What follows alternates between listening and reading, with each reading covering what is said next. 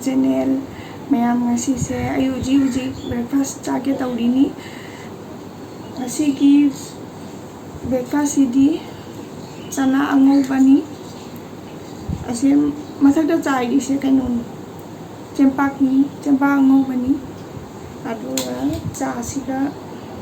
chasiga oina thani ngasi idi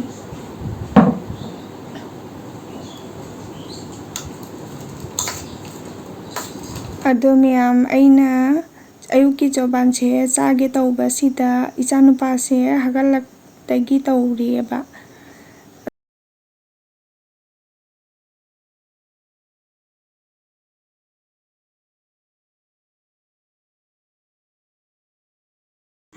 ado miyam ujik se ichanupa se hagale ayuki tum hagalei niaba mase aina joban se chari ngai sida hagale ma ado ngasi se ichanupa gi vaccine kapa numini haiduna ngasi se vaccine kapa chali niaba ado ngasi se auto da oina challe nong churakpasu yai haina ingang jaubanina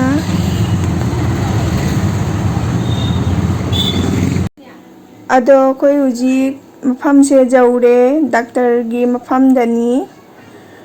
ado angang su leirame akhoi gi mamangda mi angang ahum gi hana kapalle adu matungda akhoi gi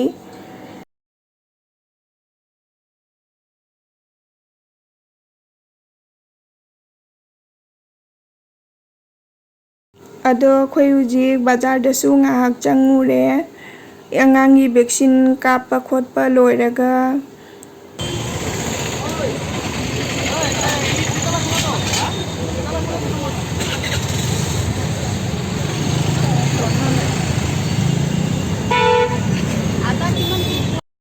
bazar dai haijang na pisu khara leisale usoi chu leire usoi jum chaningi ado miyam ayuji bazar dai halakna firon hongdoe aduwe ayuji jakhung da laisi kana nasidi panir oina thongani aba ado jengmina nasi miyam asiga leire panir gi machang singdo aluga sum thongani jenam ga tauraga sing khara hapani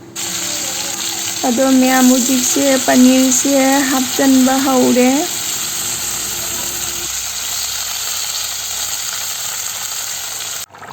panir thongmo se loisalak tore aduna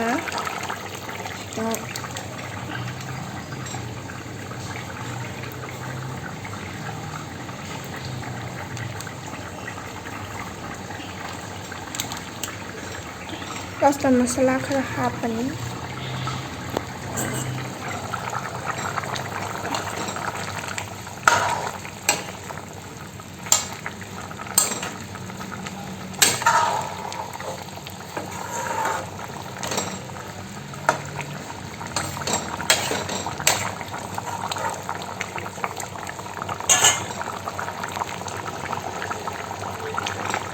jara miyam pani thongda ado miyam aise haijang thongba loirabanina uji ichanupa gi chak se pijarurage squash ka gajor ga niaba amana panir thongba magi morok yaudaba ado miyam ujik se nungdin matam niaba hai chaningi aina kihom se ngasai bazar dagi leirakpa se oina khaire ado miyam video se matang asida losanjarage